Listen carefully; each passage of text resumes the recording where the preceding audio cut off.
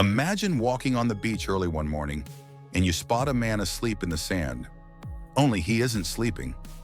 It's December 1st, 1948 at Somerton Beach in Australia. The man is swept up in a crisp suit, polished shoes, and his head is resting softly against the seawall. There is no blood, no signs of a fight, and his face is completely peaceful. A half-smoked cigarette rests on his collar. But when police arrive, they realize this is not just a quiet tragedy. It is the beginning of the most baffling psychological puzzle in Australian history. Who is he? That simple question would take 74 years to answer. At the morgue, doctors are totally stumped. The man's organs show extreme bleeding, which usually means poison. But they test his blood, and there is zero trace of any drug or toxin. It is like he was killed by a ghost. Then the police notice something deeply unsettling. They check his shirt, his pants, his tie. Every single clothing label has been carefully cut away with scissors. The man had no wallet, no ID, and no money. Whoever he was, he had erased himself from the world. It was completely on purpose. But why would an ordinary guy go to such extreme lengths to hide his name? Weeks go by, and nobody claims the body. Then police catch a lucky break. A brown suitcase is found locked at a nearby train station, checked in the day before he died. Inside, they find a jacket, a shaving kit, and a very specific type of orange thread. That exact orange thread was used to fix a tear in the dead man's pants. They have his luggage. But when they open the clothes inside the suitcase, a chill runs down their spines. Every single tag has been snipped off these clothes too. Even in his private luggage, he left zero clues. Clearly, this guy was hiding from someone or something. The police are totally stuck. Months pass. The mysterious man is about to be buried with a nameless gravestone. But right before that happens, a doctor does one last check of the man's clothing. He runs his fingers along the waistband of the dead man's trousers, and he feels a tiny, hidden pocket sewn deep inside the lining. Inside that secret pocket, he pulls out a tiny, tightly rolled scrap of paper. It looks like it was torn from the final page of a very rare book. Printed on the paper are just two words: Tamam Shud. It sounds like a secret password. But what does it mean? Detectives discover that Tamam Shud is a Persian phrase. It translates to "it is ended" or "finished." The phrase comes from a famous book of ancient poetry called the Rubaiyat, a book all about living life to the fullest and accepting death. Police realize the scrap in his pocket was ripped right out of a physical copy of this book. So in a desperate move, they go to the newspapers. They beg the public to check their cars, their homes, anywhere, looking for a poetry book with a missing piece at the very end. Amazingly, a man walks into the police station holding the exact book. The man tells police he found the book tossed into the back seat of his unlocked car, parked right near the beach, on the exact night the mystery man died. They check the final page. Sure enough, the words matching the dead man's scrap are torn out, but the real shock is hiding at the back of the book. Under ultraviolet light, police find faint pencil scribbles on the back cover. It is a secret code, 5 lines of random, scrambled letters. Even military code breakers are brought in to crack it, but the cipher is totally unbreakable. But right below the code, police find something they actually can trace. Below the scrambled letters is an unlisted, secret phone number. Police dial it, and it leads them to a young nurse named Jessica Thompson. She lives just 5 minutes away from where the dead man was found. The detectives show up at her door, thinking they finally solved the case. But Jessica looks at them blankly and swears she has never heard of anyone matching the man's description. She denies knowing anything about the book, the code, or the beach, but the detectives notice she looks terrified. They decide to bring her down to the morgue to look at a plaster cast made of the dead man's face.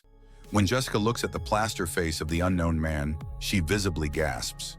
The police later say she looked like she was going to faint right on the floor. She slowly backs away, refusing to even look at the face again. Yet she looks the detectives right in the eye and says she has no idea who he is. And with no proof, they are forced to let her go. The trail goes completely cold. The Somerton Man is buried under a lonely gravestone. For the next 7 decades, his true identity becomes one of the most famous unsolved mysteries on the entire planet. The theories run completely wild. Because of the secret codes, the unlisted phone numbers, and the cut tags, many people believe the Somerton Man was a Soviet spy wrapped up in Cold War espionage. Others think he was Jessica's secret lover, poisoned because he simply knew too much. Generations of detectives, amateur sleuths, and internet forums obsess over his face and his final words. But nobody can prove a thing. The man with no name quietly rests under the dirt in a South Australian cemetery. It seems like the truth is buried with him forever. That is, until the year 2021. Enter a guy named Derek Abbott, a university professor who became totally obsessed with the Somerton Man. He knew that modern science could do what detectives in 1948 couldn't. He spends years fighting the government for permission to dig up the unnamed man's grave. Finally, the Attorney General agrees.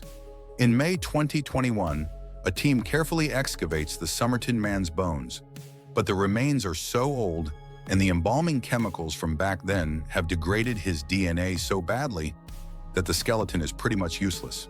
However, Professor Abbott has a secret weapon, a tiny piece of evidence hidden away for 70 years. Back in 1948, when they made the plaster mold of the dead man's face, a few strands of his hair got stuck in the wet plaster. Abbott and a world-famous genealogist carefully extract that ancient hair. Using incredible new technology, they managed to build a tiny strand of DNA. Then, they upload it to giant public family tree websites, looking for distant cousins. If they can build a timeline backwards, they can pinpoint who he was. They spend months tracing over 4,000 people, crossing out branches of the tree until it all leads to one single family in Melbourne. And finally, a name pops up. The mysterious Somerton Man finally has a name. Carl Charles Webb, an electrical engineer and instrument maker from Melbourne. And suddenly, the puzzle pieces start making terrifying sense. Remember the unbreakable code on the back of the book? Webb loved writing poetry and often jotted down first letters of his favorite poems. He also loved betting on horses, which explained the random letters perfectly. The specific orange sewing thread. As an instrument maker, Webb had incredibly precise tools, and he often repaired his own clothes using whatever surplus military thread he had lying around. But what about the scary cut labels? It turns out cutting labels off wasn't a spy tactic. People who buy secondhand clothing often cut out the tags to stop them from scratching their necks. Carl Webb wasn't an international spy. He was just a deeply unhappy guy. Police records show he had a severe temper. Eventually, his wife Dorothy packed her bags and left him, moving far away to South Australia. Heartbroken and totally lost, Carl followed her. That nurse, Jessica Thompson, likely knew Dorothy, or was a connection Carl used to try and find his runaway wife. But when he couldn't get her back, he gave up. Carl Webb bought a train ticket he never used. He walked down to Somerton Beach, took off his shoes, dressed in his finest suit, and sat against the seawall. He took out the poetry book, swallowed an untraceable poison, ripped out the page that said, "It is finished," and simply went to sleep. The world's greatest spy mystery was actually just a tragic story of a broken heart. Carl Webb wanted to disappear, and for 74 years, he did exactly that. If you want to hear more incredible true mysteries just like this one, make sure to hit that subscribe button.